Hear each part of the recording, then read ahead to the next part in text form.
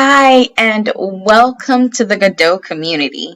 I am Jody and Henry, and I am the PLC moderator for Middle School Theater. I am really excited that you have decided to join us for this webinar. I will be discussing an important topic that I think you will find beneficial as a theater educator. So stay tuned. I will be discussing formative and summative assessments in a drama classroom and how we can use the data from these assessments to drive our instruction and assess our students' learning. Understanding how to use assessments in the classroom is really important because oftentimes individuals looking from the outside in question, how are we assessing our students' learning and mastery of the standards? How can we prove that our students are growing and developing these performance skills from when they first enter our room to when they leave?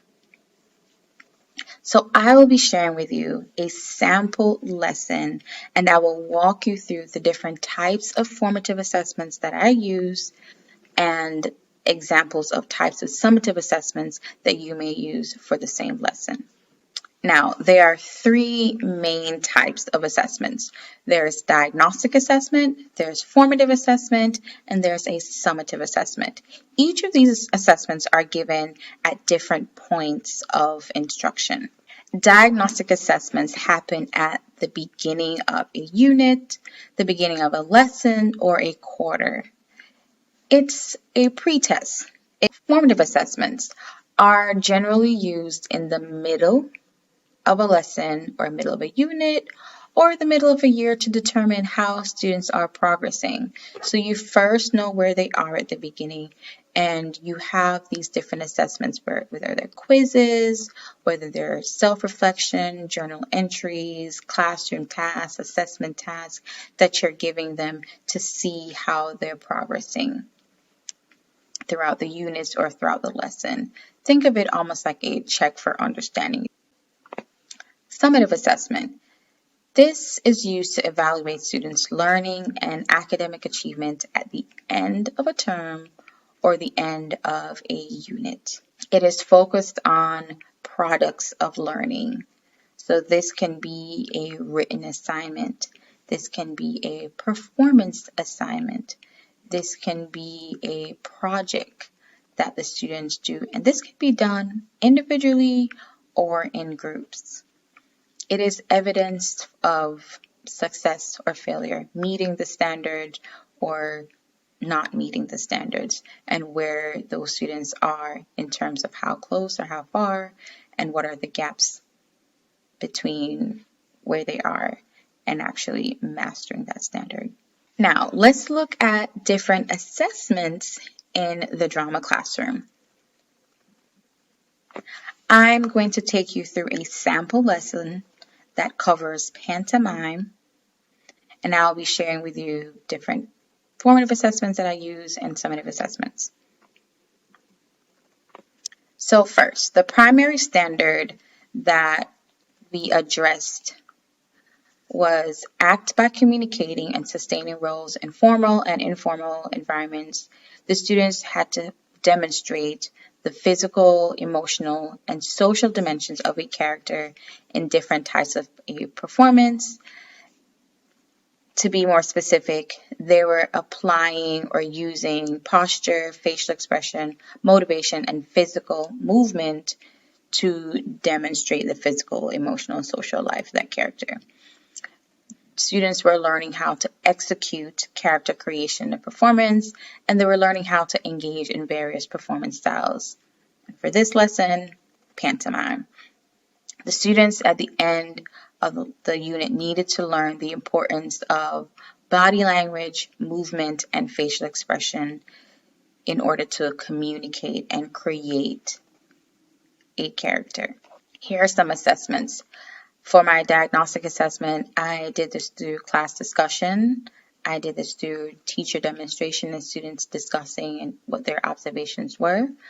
I also had a pre-test just to see what students know about pantomime. And I also introduced the idea of tableau and seeing what students already know about how they can use movement, their facial expressions and body language and gestures to communicate a story and to create a character. For my formative, we looked at fairy tale scenes using tableaus. I did a body language worksheet activity with the students. They also had a short pantomime scene that they created focusing on their use of facial expression and movement. Then they had a final pantomime scene. They had a journal reflection, a self-assessment, and a peer assessment that they did for their summative. Now, the questions I ask at the beginning, we ask, how do we communicate our emotions with others without speaking? So we really talked about personal. How do you know someone's upset? How do you know someone's excited without words? If you walk into a classroom, you walk into a space and you observe the individuals in that space, what are the things that you notice about the way people are seated in a space, the way they interact with each other, their body language? What are the things that give you clues about personality, how they feel at that moment? And they're absolutely not speaking. How do we communicate action when we are still? How can we tell story when we are not speaking? And we started out just discussing these questions, and we were going to explore them through the various activities in this unit. This is important for beginning actors because a lot of times I find my students are so focused on memorizing the words. They just want to memorize the words and get on stage and power through the scene. But they're really not thinking about creating a three-dimensional character that has life and is fighting for something and is showing emotion and is using their body and their posture to create these characters, someone different from themselves. How can they be present and engaged in a scene even when they're not speaking? So I started off with the Tableau activity. So I discussed the concept of Tableau. I demonstrated how to create a Tableau. And then I would call on students and work with them. And at first, we were looking at how we're using our body, so changing our posture, our facial expression to establish personality. So a character that stands in a particular way is looking off what information do we gather about that character. When someone first walk on stage before they speak, right? There's so much information outside of the costumes and all the other technical elements of the performance, the show. There are certain choices that the actor makes that communicates who they are, their relationship to other characters, and how they're feeling just through posture and facial expression and their position in relation to other things on stage. So we create those different tableaus that give them different names of characters, different character types, archetypes, and they explore how to create those using their bodies. And then we begin to look at stories, scenes. So I give them example scenes and we discuss body positions, we discuss physical levels, and we create still images on stage and the audience discuss what they see, what stories are communicated through the use of the movement on the space, the body positioning, and the physical levels of the actors on stage. Then we begin to look at fairy tale tableaus. I've done this in several ways with different groups and different classes. So I've given students examples of different fairy tales that they select from. They work in their groups to discuss the beginning, the middle, and the end, the different parts of the story. They identify what's like the key event that's happening in the beginning, in the middle, and the end of the story. And they create these tableaus, these still images that represents those sections of the story. I've also done this on an individual basis where students are working individually and they would pick a character from that fairy tale and they would focus on the emotional life of the character throughout different moments of the story. So how is this character feeling in the beginning? How did that change towards the middle and then towards the end of the story? And they would use their bodies, their facial expression, their gestures to really establish and capture the emotional life of the character in those moments. And that really allows them to look at the emotional journey of a character throughout a scene. I've also done it where we discuss a particular story, and as a class we identify the beginning, middle, and end, and then I put them in groups and they create tableaus in their groups that represent or communicate the beginning, middle, and end of the story. And they would come up and I would say scene 1, they present their first tableau, scene 2 present the second tableau, and scene 3 present the third tableau, and then we'll talk about what we saw. They would receive feedback from their groups, from their peers. Now, after doing the tableau activity and the fairy tale activity, we move on to talk more about pantomime. And in talking about what a pantomime is, defining it, talking about the different skills, talking about the different pantomime performances, after going through that portion of the lesson, then we start to look at various formative assessments to assess the student's understanding of what pantomime is, and then I also begin to assess their ability to apply that knowledge to creating a pantomime performance. So here is a snapshot of the performance. So for the pantomime performance, they were focusing on the use of facial expression and movement to show that character's personality as well as their emotional life. They were learning how to demonstrate and use effective nonverbal communication skills in a performance. So posture, facial expression, movement, gesture. So for this assignment, they had to select one of 3 scenarios. And here you can see the scenario 1, 2, and 3. So they selected a scenario and they had to create a pantomime performance that tells a story. They had to apply the 6 skills of pantomime that we discussed in class. They had to use their bodies, their facial expressions, and they had to show different emotional reactions throughout the scene. They also had to learn how to adjust their posture and how to use movement to create characters that are different from themselves. And I really want them to focus on showing the character's emotional journey from the beginning of the story to the end.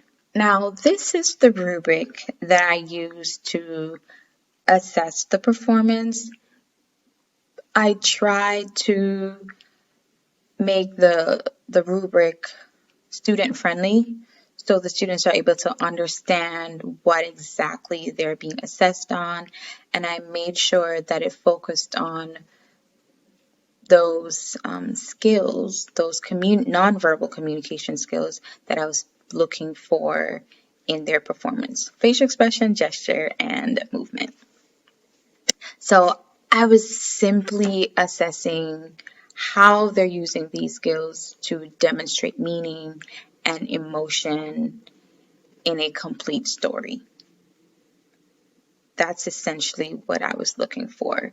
Now, there's secondary standards of, developing a story that I wanted them to to also focus on, because we've talked about script writing before. We've talked about how a story needs to follow the arc and needs to have a clear beginning, middle, and end. For those elements, I expected them to already know and apply to creating this particular performance. So here is a clip of a student's performance. So she selected a scenario. She created her pantomime that had to have a clear beginning, middle, and end, that the character experienced some type of conflict. She's using movement, her body language, and facial expression to communicate the emotional life and journey of this character from the beginning of the scene to the end of the scene. I specifically ask to show 3 emotions. So make sure I can see how the characters from the beginning, the middle, and then end. And also adjust your posture, adjust your use of movements, and this how you use the space to establish the character's personality and how they're feeling throughout the scene. Action.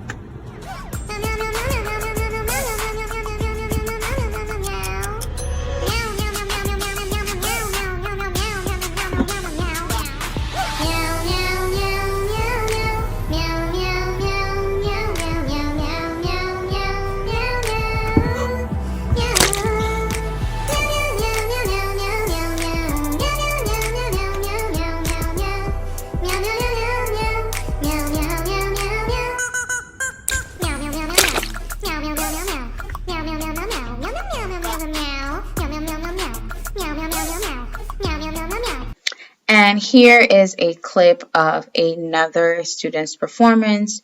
You'll notice that the first video, the students used music. And for this particular performance, the student did not use music. We also talked about the difference and how that enhanced or didn't enhance or change the performance, the use of music versus the lack of music. Was not required at all. I really just wanted students to focus on this tool to create the character and communicate the story.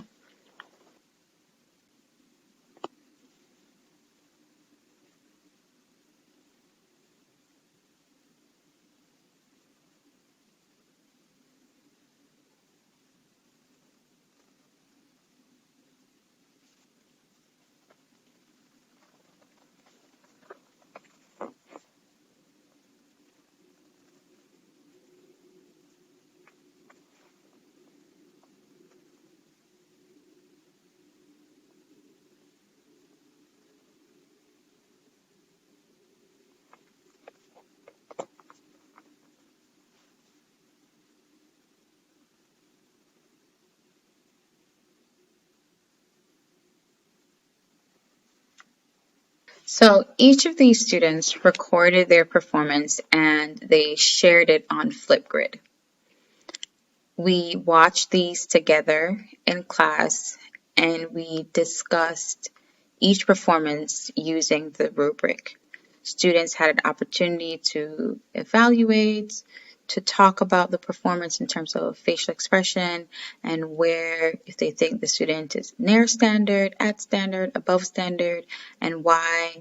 And they also had to use specific examples from the performance to support their reasoning or their choice. The performer also had an opportunity to reflect on their video based on the feedback, as well as discuss their own process. With all of this combined, I was really able to gauge where the students are, how are they understanding, how are they able to apply the concepts that they're learning, and also through evaluating their peers, it's also helping me to understand if they're able to identify ways in which the students are using these skills to communicate character. How does that translate in them creating and applying these same skills to their own performances? It also led to a discussion of what specific ways we use our bodies to show different facial expressions. We also began to talk about different nuances. So we think of anger. Anger looks a particular way. My eyes are narrowed, my brows are furrowed, lips are sometimes curled out, pointing, there's more tension here. So we talk about, what that might look like, but there are different nuances, right? I can be more irritated, angry and irritated. So it led to a conversation about the different nuances and how can we show the difference between these two emotions even when they're really, very similar. So based on the videos that were submitted, I decided to look more closely at how we are showing emotions in our bodies. It also gave me an opportunity to look at different characters and how we are adjusting our posture to show a character's emotional life as well as status. Now, here are some other formative assessments that I used to not only assess the students' application of the skills, but understanding of what pantomime is, how do we use our bodies to communicate a story, assess their recollection of the different pantomime performance and their different styles and the different skills that we use in pantomime. So I created a quiz on Google Forms, and at the end of the quiz, it created a spreadsheet that gave me the students' scores. So I've given assessments just simply creating a Google form. It creates a link that you share to the students and they're able to access the quiz. It's an individual, so their scores are reported back to you. Some questions you may need some constructive responses you may need to grade on your own, but essentially the quiz will give the students a score and you can share that score with them. I've also done formative assessments on Quizizz and Kahoot. Quizizz and Kahoot allows you to administer the quiz during classroom time, during instructional time, as well as allow the students to complete this assessment on their own. So it allows for self-paced learning. Kahoot gives you, it formulates and calculates all the data for you at the end. It is a free platform that I use to administer quick formative assessments in my class. It is done in a game format, so my kids tend to enjoy it. At the end of the assessment, it tells me what percentage of my students passed the assessment. It identifies difficult questions, the students that need help, the students that did not finish. So it provides all this data for me. For difficult questions, I can look, was it the wording of these questions that I need to probably look at how those questions were worded. It also helps me to look at what topics, though the students they don't know the 6 skills. They're not understanding the concept of weight and resistance and shape and being very specific when pantomiming objects. Maybe they're not remembering the different ways that a character can use their posture to create different characters. So it helps me to identify topics that I may need to reteach or readdress. The students that need help, those are my students. I can group those students based on the results from this quiz. I can also look, did a student not complete the quiz, and I can also investigate and address and look more closely at that student. Now, how to use the data from the performance assessment and from those different types of formative assessments. How do I use that data to drive my instruction? Well, it provides information for where the students are and what they're learning. So it allows me to identify the students who are closer to mastery. It allows me to differentiate my lesson, to determine what topics I need to give more focus on. It allows me to group my students more effectively. That way I can target certain students and I can create activities that are going to help those students move towards grasping the learning goal and moving closer to mastering the standard. It also gives me better information so I can compare the pre-assessment, how they perform on the diagnostic or the pre-test and how they perform on the summative, and it just allows me to revise my approach. It also allows me to evaluate the effectiveness of my teaching techniques and how I need to adjust to make sure I'm meeting the needs of all of the students and is ensuring that there's some type of growth from the beginning to the end of that unit. So again, the scores allow me to first create a data sheet of the students and their scores, or create a data sheet of where the students are in terms of the rubric above standard, at standard, developing, needs improvement. So I would create a data sheet of the students' results. Then I would identify a performance group, my mastery group, developing, needs improvement. I would identify what particular skills these students are stronger in, and then I may use that information, use the data to create groups. So the students who I notice are excellent at using movements and gestures and body language and adjusting their posture to create these interesting characters and are able to display the emotional life and journey of the character through the use of movement, etc. I can have those kids in one group, or I can create groups that are mixed, that has a mixture of my kids that are closer to mastery, my kids that need improvement. So I'm able to use the data to create groups. I can reteach to each group. My students who need to be challenged, I can give them an assignment that's going to challenge them and ensure that they grow. The students who need me to go back and reteach the basis of what pantomime is, what those skills are, going back through, whether it's through videos or giving them a smaller a performance task to do in order to reinforce those skills. So I'm able to reteach to each group based on where they are. As I mentioned before, I can create peer groups where I can pair different students together to help to provide support for each other. I can also better provide one-on-one support by identifying where the students are, what they're lacking, and how I can help them to grow and move towards mastering the standard.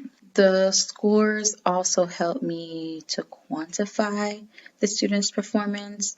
So not just through observation, oh, I think these students have it, or these students, but I'm actually able to use that data to reflect on my students' growth, as well as if I need to show or to provide evidence of my students' growth in the class. Now, let's discuss summative assessments. Summative assessments, as mentioned previously, is used to measure the different ways learners use and apply the knowledge, understanding, and skills that are learned throughout a unit. The assessment can be in the form of a written work, so essays, written reports. It can be a performance task, so they're performing a scene, a pantomime performance, a monologue. It could also be an assessment, a test that they may do. And this can be given quarterly, end of the unit, could be a written assessment that's given. For this particular project, it's going to be a performance task. The students are creating a final pantomime performance, and they're applying the six pantomime skills that we learned about: resistance, creating shape. After doing the first pantomime scene, we really began to focus on how to pantomime objects and people, and using specific movements. For this particular sample lesson, the students' summative assessment was given in the form of a performance task. They had to create a final pantomime performance utilizing the 6 pantomime skills that we learned, as well as how to specifically show a character's personality and emotional life through the use of facial expression, body language, gesture, and movement. After completing our various formative assessments, I began to talk more about pantomiming objects. So we moved from just creating the character using our bodies, but we started to talk about how we pantomime objects and pantomime individuals. And we discussed 6 main pantomime skills.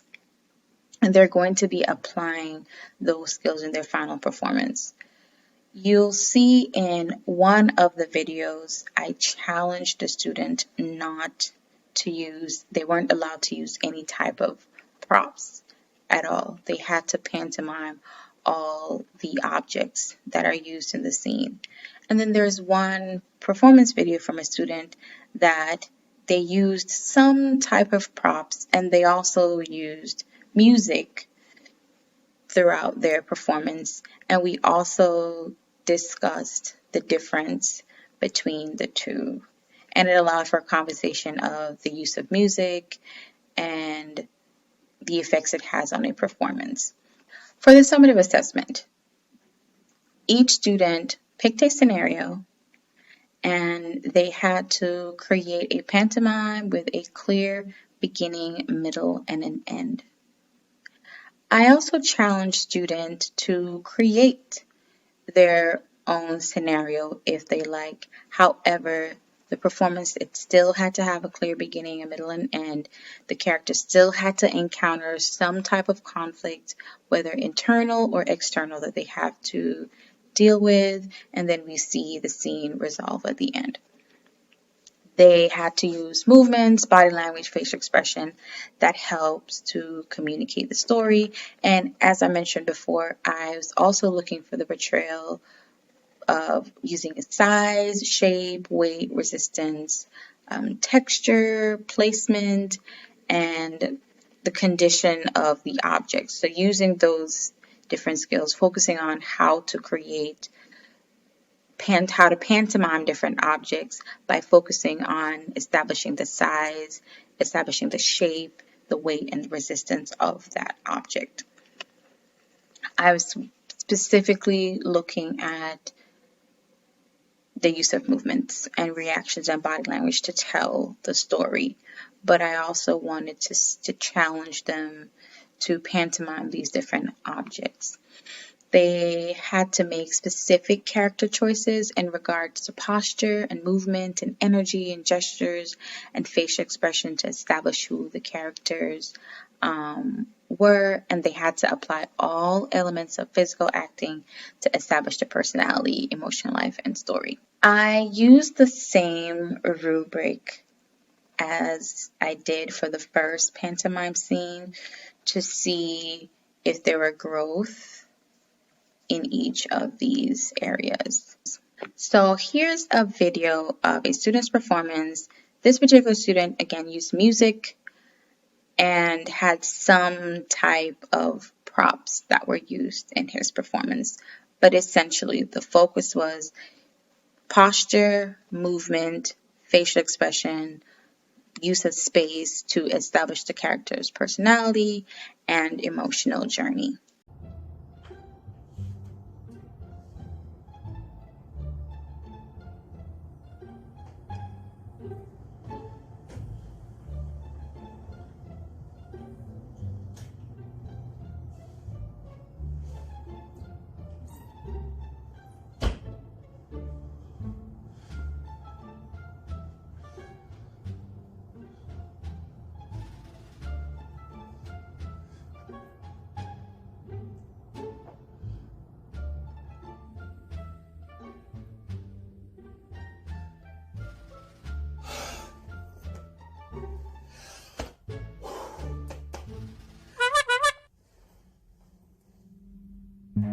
Run.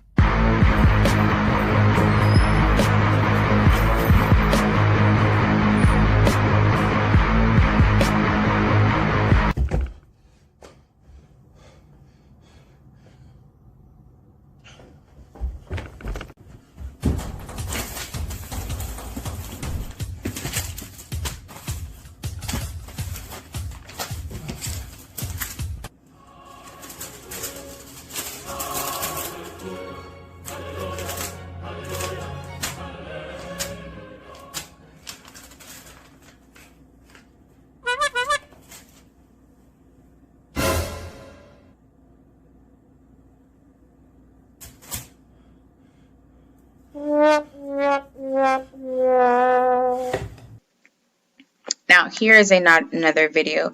This is another class. So these assignments were done with 2 different classes, and you can see how I adjusted the requirements for the assignment, but essentially the learning objective was the same.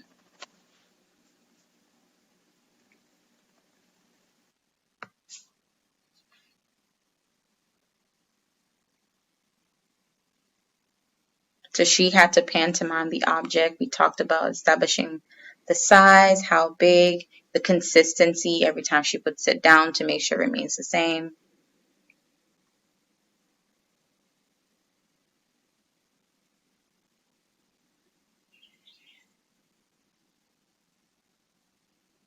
Following the person.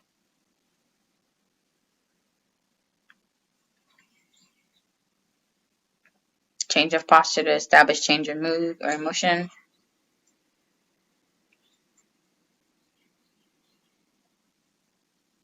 Being more specific about the apron that she's wearing.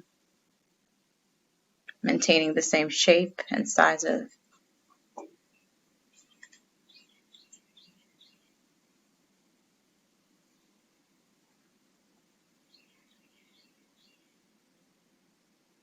reaction.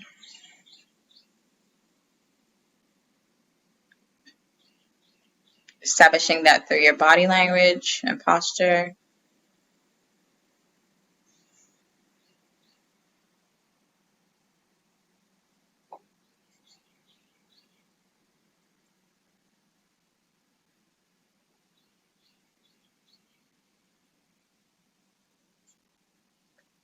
Decision to go back to completing the action. This time with a little more desperation. And then a emotional reaction at the end. So for this particular group, I challenged them to pantomime the object. We talked about consistency, maintaining the shapes, so even when you put it down, pick it back up. When you're holding it, even in one hand, how light, how heavy, so the audience is aware or has an idea of what that object that you're pantomiming. A part of the summative assessment, I use the same tests that I use for the pre-test is the same that I use for the post-test, which covered the defining pantomime, defining tableau, discussing different performances, talking about how pantomime has grown over there, changed, or the history of pantomime. We discussed the different skills. So I gave them the same test. And then I was able to create a spreadsheet comparing the scores from the diagnostic and the summative assessment. And that's how I was able to show growth. Did students' scores improve? Did they not improve? Students who already did well on the pretest, how much growth did they have between the pretest and the post-test? Also, interesting enough, I had students who scored, not necessarily passed, but scored better on the pretest, but did not do so well on the post-test. And I was able to examine why. Was there a correlation between their performance on the written assessments versus the performance assessments, and what could have been that misconception. Here are also different summative assessments that I gave at the end of the unit. I also had the students reflect on their own personal experience, what they learned. I had them also complete a self-assessment of their performance. What are their strengths and their weaknesses, what they learned, how can this be applied to a scene. I also gave them examples of different characters.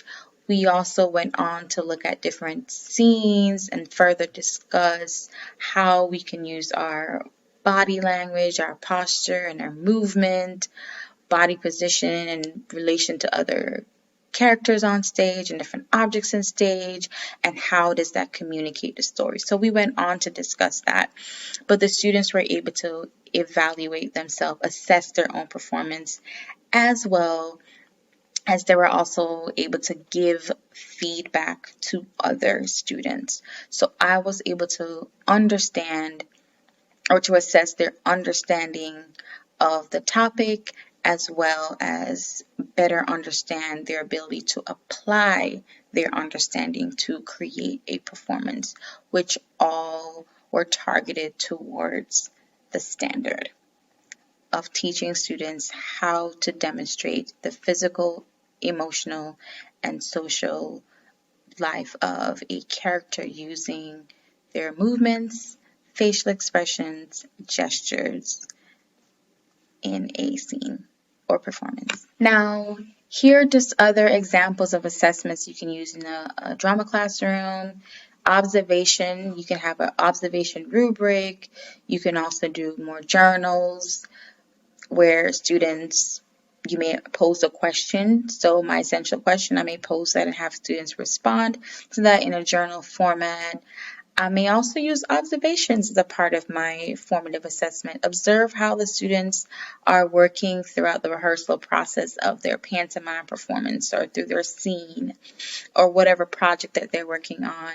You can do formative assessments through discussions and check for understandings. You can also have the students do journal entries at the end of the class to identify what they've learned, identify things that they may not understand and need further explanation about, or may have them do a journal entry at the end of every class rehearsal.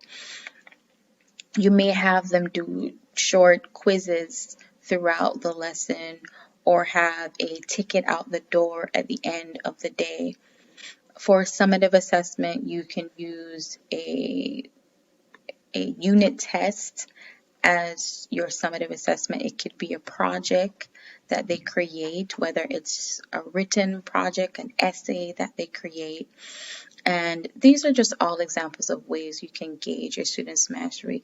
But if anything, I would say for any type of rubric that you're using to assess your students' learning, you want to use student-friendly vocabulary and terms so they are able to also assess their own growth. As an overview, again, there are 3 types of assessment: diagnostic, formative, and summative. Diagnostic assessment is used to guide planning. It's after you've activated the prior knowledge, you find out what your students know about a particular skill or concept or a topic, and you begin to plan how you're going to teach the students. For formative assessment, this is used to drive instruction. This is a way for you to check for understanding during the learning process in order to modify instruction. That way you can improve the student's understanding. This is an assessment for learning. The summative assessment is used to assess learning. Assess the learning at the end of a unit of study. It is important as theater teachers that we are assessing our students' learning and are able to prove how our students are growing, and also to help the students reflect and to have accountability of their own learning. You can find extra instructional resources, unit plans, assessment resources on the Godot website. Here's a screenshot of the unit plans that are available. There are PowerPoints that are learning lesson materials that are also attached with the different units and lesson plans. These documents can also be found on the Middle School Theater PLC group page under Documents. You will find a copy of this video under the discussion section, as well as videos of other topics that I have covered. Thank you for staying tuned in for this webinar. If you have any questions or comments or ideas that you would like to share about types of assessments that you use in your classroom that you find that are effective for your students, feel free to share and comment under this video. Follow us on Facebook, on Twitter. Again, thank you for tuning in. Bye-bye.